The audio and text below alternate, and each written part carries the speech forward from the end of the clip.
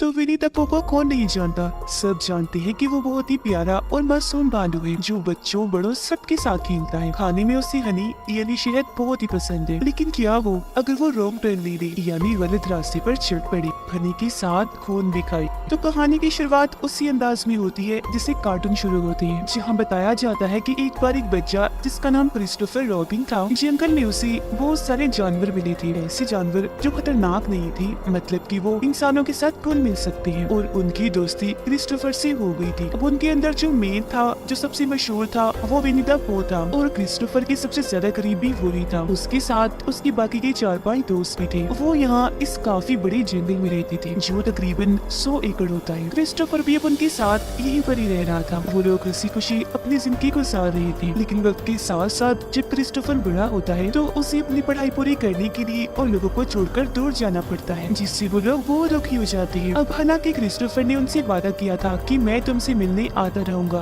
पर वो कभी भी नहीं आया, तो इसीलिए वो हमेशा उसे याद करती रहती थी। क्रिस्टोफर के साथ रहने से उनके अंदर इंसानियत और अच्छाई आ गई थी, लेकिन उसके जाने के बाद वो बिल्कुल अकेले पड़ गई, और तो सर्दियाँ भी आ गई, तो ठंड और भूख की वजह से उनकी मरने वाली हालत हो जाती है। अब उन्हें भूख से तो खुद को बचाना था, इसीलिए वो बहुत ही मुश्किल फैसला लेते हैं। वो अपने एक साथी को मारकर उसे ही खा जाते हैं। अब अपने ही साथी को खाने की वजह से वो बहुत ही दुखी थे, और उनकी जिंदगी का ये बहुत ही बुरा और बड़ा मोड़ था। और अब यहाँ आकर उनका इंसानियत पर से भरोसा उठ गया। इंसानों के लिए उनके दिलों में नफरत पैदा हो गई, खास तौर पर क्रिस्टोफर के लिए, क्योंकि अगर वो इन्हें छोड़कर ना जाता तो इनके ऊपर ऐसे हालात आते ही ना। और उसने अपना वादा भी पूरा नहीं किया, वो कभी भी इनसे मिलने नहीं आया। तो वो लोग यहाँ पर एक साथ बैठते हैं और कसम खाते हैं कि अब हम अपने अंदर से इंसानियत और अच्छाई को निकाल देंगे, साथ ये भी कि अब हम कभी भी नहीं बोलेंगे, हमेशा चुप रहेंगे। उनकी कसम के साथ ही ये सीन इधर ही कट हो जाता है। फिर हम 5 साल बाद का वक्त देखते हैं, जब क्रिस्टोफर अपने दोस्त के साथ उन्हीं जंगलों में आता है, उसे अपने उन बचपन के दोस्तों से मिलवाने के लिए। वो उन्हें हर जगह ढूंढते हैं, पर वो कहीं भी नहीं मिलते, बल्कि इनको तो वहाँ खून से भरी हुई बाल्टियाँ,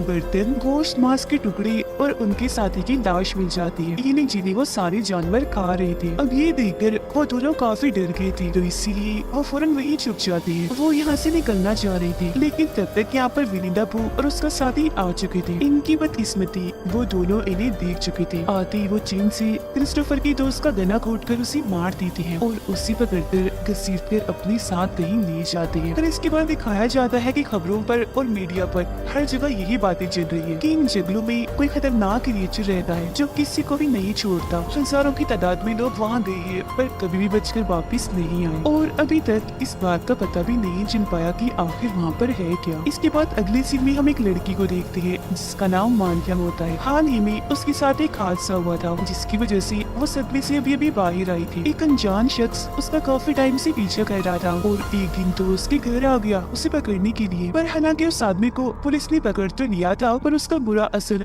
आज तक मानिया के दिमाग में रह गया, जिस वजह से उसके डॉक्टर उसे छुट्टियां मनाने के लिए कहीं पर जाने का मशवरा देती है, ताकि उसका दिमाग बैठ सके और सारे बुरे ख्याल उसके जहन से निकल जाएं। तो इसीलिए अगले दिन मारिया अपने कुछ दोस्तों के साथ उन जंगलों के पास ही बने एक केबिन में छुट्टियां गुजारने के लिए चली जाती है। रास्ते में वे गैस स्टेशन पर रुकते हैं, पर ये पूरा ही गैस स्टेशन बंद था, तो इसीलिए ये लोग आगे निकल जाते हैं, जहाँ मानिया की मुलाकात एक कपल से होती है, जिनसे थोड़ी बहुत बात करके वो यहाँ से चली जाती है। जिसके बाद ये लोग अपनी मंजिल यानी उस केबिन में पहुँच जाती है जहाँ उन्होंने छुट्टियां गुजारनी थी। अब उनकी एक दोस्त जिसको भी यहाँ आना था, वो रास्ता भटक कर उन जंगलों में पहुँच जाती है, जो तभी अचानक उसकी नजर विनी द पो पर जाती है, जो तेजी से उसकी तरफ ही आ रहा था।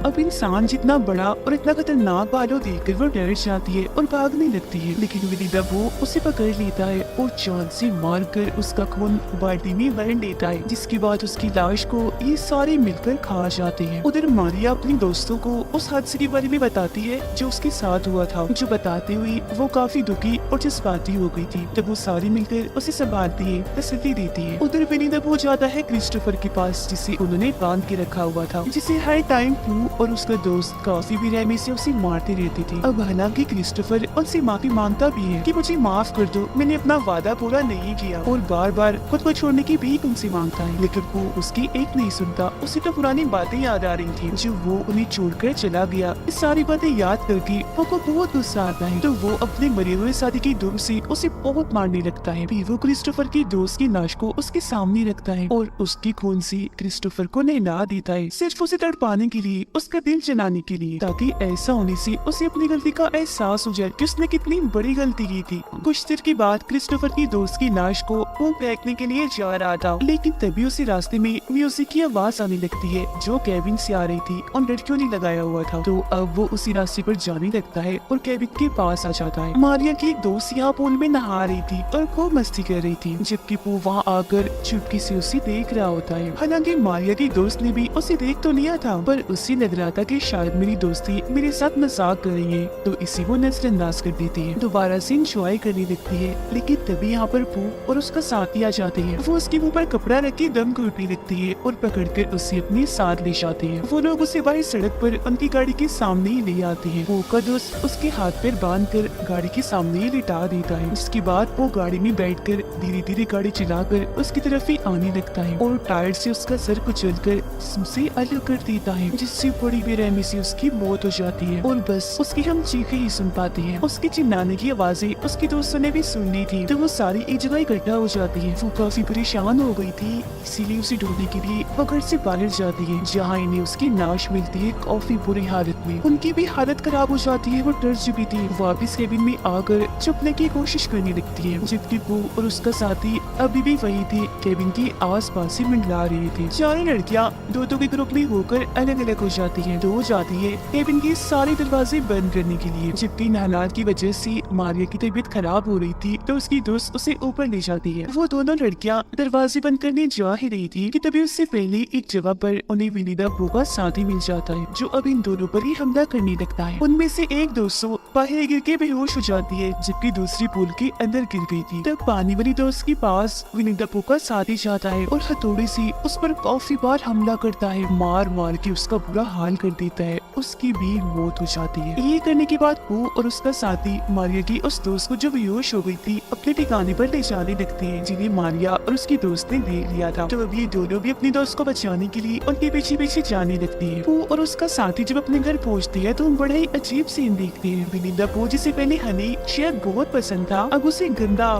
खून वाला शहद पसंद है, जिसे वो बड़ी मजे से खा रहा होता है। और उसके पास में ही मारिया की बेहोश दोस्त बंधी हुई थी, जिसे अब जैसे होश आती है वो दोबारा से उस पर हमला कर देता है और एक बार फिर से उसे बेहोश करके वहाँ से बाहर आ चुका था। इतनी ही देर में मारिया और उसकी दूसरी दोस्त भी यहाँ आ गई थी। वो अपनी दोस्त को होश में लाकर उसे आजाद करवा देती है। जैसे वहाँ से भागने लगती है उन्हें क्रिस्टोफर भी दिख जाता है, जो बंधा हुआ था, काफी जख्मी था, हालत उसकी काफी खराब थी। तो अब ये लोग उसे भी कोई देर आजाद कर देती है। अब इन्हें वहाँ पर एक और औरत की चिल्लाने की आवाज आती है। तब क्रिस्टोफर उन दोनों को उसे बचाने के लिए भेज देता है। वो औरत असल में दर्द की वजह से चिल्ला रही थी, उसे बहुत बुरी तरह से मारा हुआ था। अब ये औरत और कोई नहीं बल्कि वो है जो मारिया को मिली थी जब उसका हस्बैंड भी उसके साथ था, और इन दोनों ने मारिया से बात भी की थी। ये औरत अब इन लोगों को उन दोनों के बारे में बताने लगती है, यानी कि वो और उसके साथी की। वो कहती है उनमें से एक बालू है, दूसरा उसका दोस्त है जो पीक है, जिन्होंने बहुत सारे लोगों को मौत की गार्ड उतार दिया है, वो भी बहुत बेरहमी से, पर कोई भी उसकी बात नहीं सुनता। वो औरत फिर बताती है कि जो वो है वो तो हर किसी को टॉर्चर करता है, बुरी तरह से मारता है, जबकि उसका साथी बस चीखता ही रहता है, क्योंकि वो ये काट मार चीर फाड़ देकर एंजॉय करता है। अब मारिया और उसकी दोस्त उस औरत को वहाँ से ले जाने की कोशिश करती है, पर वो नहीं जाती, क्योंकि उसे उन दोनों पर बहुत गुस्सा था। वो यही रुकती है उन दोनों से अपना बदला लेने के लिए। उसके सामने तभी पू का साथी आ जाता है। वो उस पर गन तान देती है, लेकिन गोली चलती नहीं।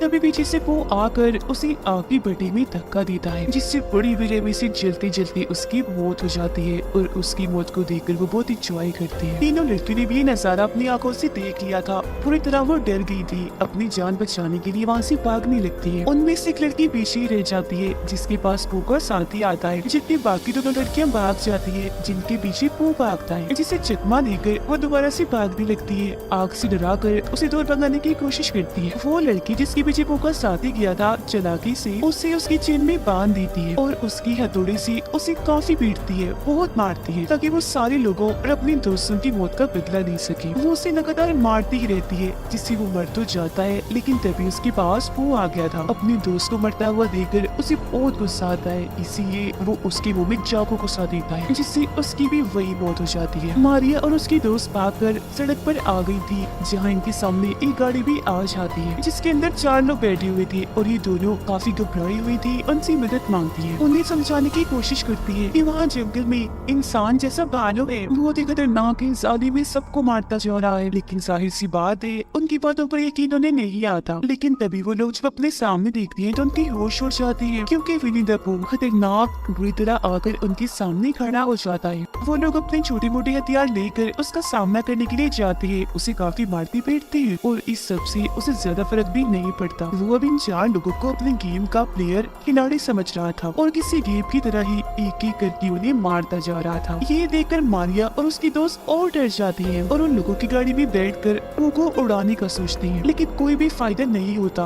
उल्टा वो उनकी गाड़ी के ऊपर आ गया था और दूर उनकी गाड़ी भी क्रैश हो जाती है, जिससे दोनों लड़कियां बेहोश हो जाती है। मारिया को जब होश आती है तो वो देखती है कि वो उसके दोस्त को गाड़ी से निकाल कर घसीट कर अपने साथ ले जा रहा है। वो उसे फिर गाड़ी के सामने ना कर अपने हाथों से उसका सर ही जिस्म से अलग कर देता है, वो घेर देता है, फिर उसके सर को गाड़ी पर फेंकता है। और यहाँ पर हमें जगह दिखाई जाती है असली खतरनाक विनी द पूह की। अब मारिया की भी खैर नहीं थी, वो भी बचने वाली नहीं थी। वो उसे मारने के लिए आगे बढ़ता ही है कि तभी वहाँ पर क्रिस्टोफर भी एक दूसरी गाड़ी लेकर आ चुका था। वो गाड़ी से पू को ठोकर तो गाड़ियों के बीच में फंसा देता है बुरी तरह। उसे लगता है कि शायद पू का खात्मा हो गया है, तो वो मारिया को संभालता है, लेकिन वो उन दोनों गाड़ियों के बीच से निकलकर आ जाता है, सही सलामत था, उसे कुछ भी नहीं हुआ था। बाहर आते ही वो मारिया को दोबारा से पकड़ लेता है। वो उसे मारने ही वाला था कि तभी क्रिस्टोफर सामने आकर उससे बहुत मिन्नतें करने लगता है उसकी जान छोड़ने के लिए। वो कहता है कि तुम मारिया को छोड़ दो, मैं तुमसे वादा करता हूँ सारी जिंदगी मैं यही इन्हीं जंगलों में रहूंगा तुम्हारे साथ, तुम मेरे पहले दोस्त हो विनी द पूह। लेकिन सालों बाद आज कसम तोड़कर वो बोल ही देता है कि तुम चले गए थे, अब कुछ नहीं हो सकता। बस इतना बोलते ही वो मारिया का गला ही चीर देता है। अब ये देखकर क्रिस्टोफर काफी डर से गया था, उसे लग रहा था कि वो भी वो का शिकार हो जाएगा, पर फिर भी वो भाग जाता है। जबकि वो जो काफी घबराया हुआ था वो खिलाया भी था, कई बार मारिया पर वार करके उसके जिस्म के सैकड़ों टुकड़े टुकड़े कर देता है। हम खतरनाक पूह को देखते हैं जिसने ये फैसला कर लिया था कि वो आने वाले हर एक इंसान का इससे भी बुरा हाल करेगा, क्योंकि इस बुराई के रास्ते पर उसे बहुत अच्छा लग रहा था। इसी के साथ ये कहानी इधर ही खत्म हो जाती।